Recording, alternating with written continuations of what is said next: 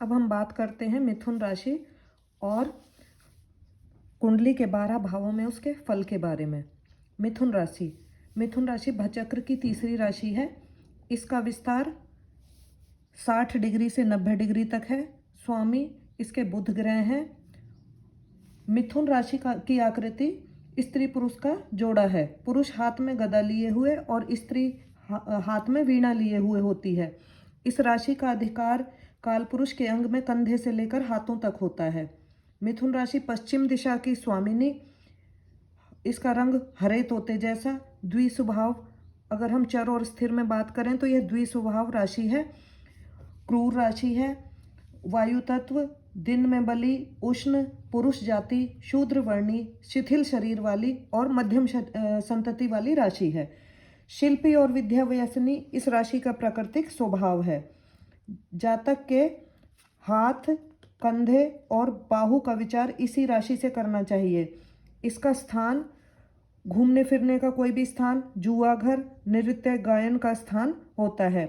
प्रकृति इसकी वात, पित्त और कफ तीनों प्रकृति होती है। शुभ रत्न इस राशि के लिए पन्ना है। अब हम बात करते हैं मिथुन राशि के 12 भावों के फल के बारे में।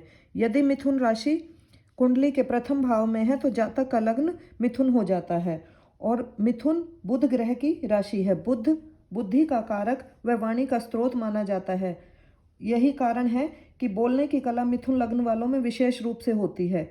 वाद विवाद प्रतियोगिता में भाग लेना और जहाँ पर भी जनसाधारण के बीच में बात करनी हो, ये लोग विशेष रुचि लेते हैं। इनके बारे में एक नेगेटिव बात यह है कि ये एक साथ कई कार्य शुरू कर लेते हैं परंतु किसी को भी टाइम पे पूरा नहीं कर पाते। यदि इस लग्न वालों का बुध बहुत निर्बल ना हो, यहाँ पर बुध लग्नेश और चतुर्थेश दोनों बन जाता है।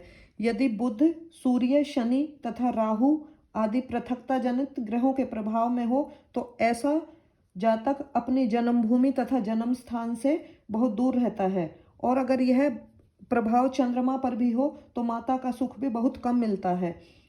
राज कर्मचारी का इस प्रकार से प्रभावित बुध कई बार स्थान परिवर्तन तक करा देता है। और बुध तथा चंद्र का संबंध यदि चतुर्थ भाव से हो तो ऐसा व्यक्ति पॉलिटिक्स में भाग लेने वाला होता है। इस लग्न वालों का बुध और चंद्र पापयुक्त या पाप दृष्ट हो और शुक्र भी ऐसा ही हो तो व्यक्ति के पागल तक हो जाने का डर रहता है, क्योंकि पागलपन में आने वाले सभी अंग लग्न, चतुर्थ भाव, पंचमेश, बुध तथा चंद्र निर्बल हो जाते हैं। यदि मिथुन राशि द्वितीय भाव में हो तो द्वितीयेश और पंचमेश दोनों ही बुध बन जाते हैं। ऐसी स्थिति में यदि बुध बलवान होगा तो व्यक्ति महान वक्ता होता है, क्योंकि वाणी कारक बुध दोनों भावों का स्वामी बन जाता है। अब यदि इसी कुंडली में कहीं बुध और शुक्र दोनों एकत्रित हों और उन पर मंगल आदि पाप ग्रहों की दृष्टि का प्रभाव हो तो मनुष्य की पहली पत्नी की आयु कम होती है, क्योंकि यहाँ पर शुक्र पर भी मंगल का प्रभाव होगा और इसके अष्टमेश पर भी, जो स्त्री कारक है उसके अष्टमेश पर भी मंगल का प्रभाव होगा। यदि द्वितीय भाव तथा इसका स्वामी राहु तथा मंगल के प्रभाव में हो तो ऐसा व्यक्ति बाल अवस्था में ही अपने कुटुंब से दूर हो जाता है, अर्थात वो कहीं हॉस्टल आदि में जाकर माता पिता से दूर रहकर पढ़ाई करता है या फिर किसी संबंधी के पास रहकर पढ़ाई करता है, परंतु वह अपने घर से दूर ही रहता है। यदि जातक के तीसरे भाव में मिथुन राशि हो तो मनुष्य परिश्रमी होता है। यदि वह बलवान होगा तो उसकी कई छोटी बहनें होंगी। और यदि बुध निर्बल, पापयुक्त, पाप दृष्ट हो और विशेषतः पंचम भाव में शनि द्वारा युक्त अथवा दृष्ट और शुभ युति ना हो तो बुध जब पंचम भाव में पड़ेगा तो वह तृतीय से तृतीय होने के कारण तृतीय भाव की हानि करने वाला होगा। पंचम भाव में बुध पढ़कर छठे भाव से, जहाँ इसकी दूसरी राशि है, द्वादश पड़ेगा, यहाँ से द्वादश पड़ेगा और इसलिए ऋण, दरिद्रता आदि की भी हानि करने वाला होगा। और जब बुध पर केवल पाप दृष्टि होगी तो तृतीय और छठे भाव को और अधिक हानि पहुंचाएगा। अब तीसरा और छठा भाव दोनों ही अशुभ भाव हैं, तो इसका मतलब यह है कि निर्धनता और अभाव को हानि पहुंचेगी। अभाव को हानि का अर्थ है कि व्यक्ति धनाढ़ और संपत्तिशाली होगा। और बुध विपरीत राजयोग में आकर अत्यंत शुभ हो जाएगा। तृतीय भाव तथा बुध पर यदि दो पाप ग्रहों की युति अथवा दृष्टि से प्रभाव हो तो जातक की अचानक मृत्यु हो जाने का योग होता है, क्योंकि तीसरा स्थान अष्टम से अष्टम होने के कारण आयु का स्थान हो जाता है, और जब बुध आयु स्थान का स्वामी होकर पीड़ित एवं निर्बल हो जाता है तो इसका अर्थ यह होता है कि मनुष्य को आयु संबंधी कष्ट मिलता है, क्योंकि बुध चंद्रमा के समान अल्प अवस्था का ग्रह होने के कारण शीघ्रतम अर्थात समय से पहले मृत्यु देता है। मिथुन राशि यदि चौथे भाव में है तो बुध चतुर्थेश और सप्तमेश दोनों बन जाता है। यहाँ पर बुध यदि निर्बल स्थिति में होगा तो माता की मृत्यु शीघ्र हो जाती है, यानी जातक को माता का सुख नहीं मिलता। विशेषतः जब बुध तथा चतुर्थ भाव दोनों ही मंगल के द्वारा दृष्ट हों। यदि बुध बलवान होगा तो मनुष्य को भूमि भवन वाहन आदि का सुख होता है, और बुध यदि शुक्र या चंद्र के साथ हो, पापयुक्त पाप दृष्ट हो तो माता के पागल हो जाने का योग बनता है। निर्बल बुध वाला व्यक्ति स्त्री से भी दुख पाता है, क्योंकि इसकी बुध की दूसरी राशि सप्तम स्थान पर है। मिथुन राशि यदि पांचवें भाव में है तो बुध पंचमेश तथा अष्टमेश दोनों हो जाता है। बुध यदि यहाँ पर साधारण बलवान होगा तो कोई विशेष लाभ नहीं देता, क्योंकि यह साथ साथ अष्टमेश भी है।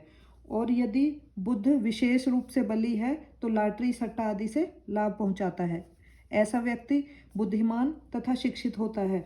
यदि शनि आदि का प्रभाव पंचम भाव पे हो और पंचमेश तथा गुरु भी पाप प्रभाव में हो तो संतान नहीं होती और पेट में वायु रोग होते हैं। पंचम भाव दशम से अष्टम है, अतः पत्नी अथवा पति की माता की आयु का घोतक है। तो पंचम भाव और बुध यदि मंगल आदि से पीड़ित होगा तो पति अथवा पत्नी की माता शीघ्र मृत्यु को प्राप्त कर जाती है। यदि बुध बलवान होगा तो कन्या संतान अधिक होंगी और उसकी संतान अच्छे स्वभाव वाली तेजस्वी होंगी, और ऐसा जातक क्रोधी स्वभाव का भी होता है। कार्य करने से पहले सोच विचार नहीं करता, उसे एकदम क्रोध आता है और एकदम वो शांत भी हो जाता है। यदि मिथुन राशि छठे भाव में हो तो बुध षष्ठेश तथा नवमेश दोनों बन जाता है। नवमेश होने के कारण यहाँ पर बुध साधारणतया शुभ फल ही देता है। इस स्थिति में यदि बुध बलवान होगा तो मामाओं की संख्या में, माता के भाई की संख्या में वृद्धि होती है, और यदि बुध निर्बल होगा तो शत्रुओं के द्वारा भाग्य की हानि होगी, क्योंकि यह स्थान शत्रुओं का है और ये भाग्य का है। नौकरी में भी परेशानी रहेगी। यदि बुध तथा गुरु दोनों पर मंगल आदि का पाप प्रभाव हो तो बड़े भाई की आयु कम हो जाती है, क्योंकि जो छठा स्थान है वो एकादश भाव का आयु स्थान है तथा गुरु बड़े भाई का कारक है। यदि मिथुन राशि कुंडली के सातवें भाव में है तो बुध यहाँ पर सप्तमेश और दशमेश दोनों हो जाता है, और दोनों केंद्र में आने के कारण केंद्राधिपति दोष में आ जाता है और पापी हो जाता है। ऐसी स्थिति में यदि स्त्री की कुंडली में मिथुन राशि सप्तम भाव में है और गुरु तथा बुध पर सूर्य शनि राहु आदि का प्रभाव है तो स्त्री शीघ्र ही अपने पति से अलग हो जाती है, क्योंकि यहाँ पर यह सप्तमेश है और गुरु स्त्री के लिए पति का कारक है। और यदि सप्तम भाव वाला कोई पुरुष है तो यहाँ पर उनका विवाह शीघ्र हो जाता है, क्योंकि बुध शीघ्रता वाला ग्रह है। और यदि बुध पाप प्रभाव में है तो उसके विवाह में देरी हो सकती है। साथ में पाप प्रभाव में शुक्र पुरुष की स्थिति में और गुरु स्त्री की स्थिति में होना चाहिए पाप प्रभाव में, तो ऐसी स्थिति में विवाह में देरी भी हो जाती है। अब सातवां स्थान जातक की दादी का स्थान भी है, तो यदि यहाँ पर बुध निर्बल होगा तो उसको दादी का सुख नहीं मिलेगा। यदि मिथुन राशि कुंडली के आठवें भाव में है तो कुमार अवस्था या इससे पहले ही मृत्यु दे देता है, क्योंकि बुध एक शीघ्र फल देने वाला ग्रह है। यहाँ पर बुध अष्टमेश और एकादशेश दोनों बन जाता है। यदि बुध यहाँ पर छठे भाव में है यानी मेष राशि का बुध है तो अगर वह पाप दृष्ट पाप युक्त हो और किसी शुभ ग्रह से युक्त या दृष्ट ना हो तो कष्ट देता है, परंतु साथ के साथ ऐसे में विपरीत राजयोग भी बनता है जिससे मनुष्य को धन संपत्ति का काफ़ी लाभ रहता है। यदि कुंडली की 9वें भाव में मिथुन राशि है तो बुध ग्रह नवमेश और द्वादशेश हो जाता है। बुध को विष्णु स्वरूप माना जाता है।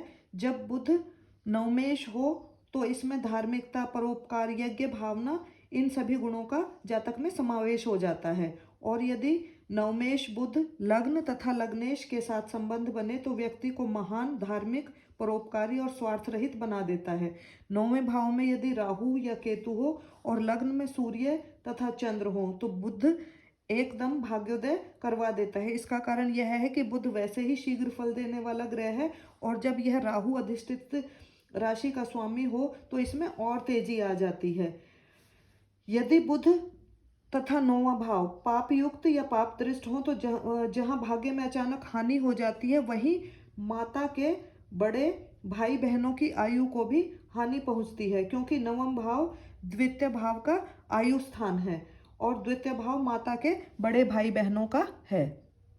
कुंडली के 10वें भाव में अगर मिथुन राशि है तो मिथुन दशमेश और लग्न का स्वामी बन जाता है। ऐसे में बुध जब कुंडली में बलवान होगा तो वह अपनी दशा अंतरदशा में अचानक धन, राज्यपद, यश आदि देगा। और मिथुन राशि का 10वें भाव में होने का अर्थ है कि ऐसा जातक कर्म को प्रधानता देने वाला है। वह अपने गुरु व शिक्षकों के बनाए हुए सदमार्ग पर चलकर मंदिर, धर्मशाला आदि को बनवाने वाला, शुभ कार्य में खर्च करने वाला और परिवार के साथ धार्मिक स्थानों पर जाने वाला और प्रतिभाशाली व्यक्तित्व का धनी होता है। ऐसा जातक नौकरी की अपेक्षा व्यापार करना अधिक पसंद करता है और उसे कृषि कार्य और व्यापार में प्रवीणता हासिल होती है। बलवान बुध पिता के धन की शीघ्र वृद्धि कराने वाला होता है। अगर मिथुन 11वें भाव में है तो यह एकादश और दूसरे भाव का स्वामी बन जाता है। दोनों ही भाव धन भाव हैं। ऐसे में यदि बुध बलवान होगा तो धन देता है और बुध जिस भावेश के साथ बैठेगा उसे भी धनी बना देगा। यदि सूर्य और बुध इकट्ठे हों और गुरु की उन पर दृष्टि हो तो मनुष्य साहसी, वीर, राज्यमानी, प्रतिष्ठित व्यक्ति होता है और उसे ब्याज वगैरह से धन मिलता है। बुध यदि निर्बल हो तो बड़े भाई या बहन के द्वारा उसके धन का नाश होता है। राहु केतु यदि 11वें भाव या दूसरे भाव में स्थित हो तो बुध भाग्य अथवा पंचम भाव में शुभ युक्त, शुभ दृष्ट हो तो वह अकस्मात लॉटरी, सट्टे आदि से धन दिलवाता है। एकादश भाव और बुध दोनों पर यदि मंगल आदि क्रूर ग्रहों की दृष्टि हो तो माता की अचानक मृत्यु हो जाने का डर रहता है, क्योंकि एकादश भाव माता की आयु का भाव है। कुंडली के यदि 12वें भाव में मिथुन राशि है तो बुध 2 अशुभ ग्रहों 12वें और तीसरे का स्वामी बन जाता है। ऐसे जातक कल्पनाओं के संसार में खोए रहते हैं, भावुक प्रवृत्ति के होते हैं, वे संघर्ष से बचना चाहते हैं और अपनी आमदनी पर भी नियंत्रण नहीं रख सकते और ना ही खर्चे से पीछे हटते हैं। ऐसे लोग किसी पर भी विश्वास करते हैं, जिस पर भी विश्वास करते हैं उसी से धोखा मिलता है। युवा अवस्था के बाद इनकी आंखों में समस्या हो जाती है। ऐसे में यदि बुध निर्बल है तो छोटे भाइयों पर व्यय कराएगा। अगर यदि बुध बलवान है तो छोटी बहनें बहुत देता है। परंतु यदि द्वादश भाव या बुध, द्वादश भाव तथा बुध दोनों ही पीड़ित हों, दोनों पर पाप दृष्टि हो तो उत्पन्न संतान का नाश होता है, क्योंकि यह संतान का आयु भाव है। धन्यवाद।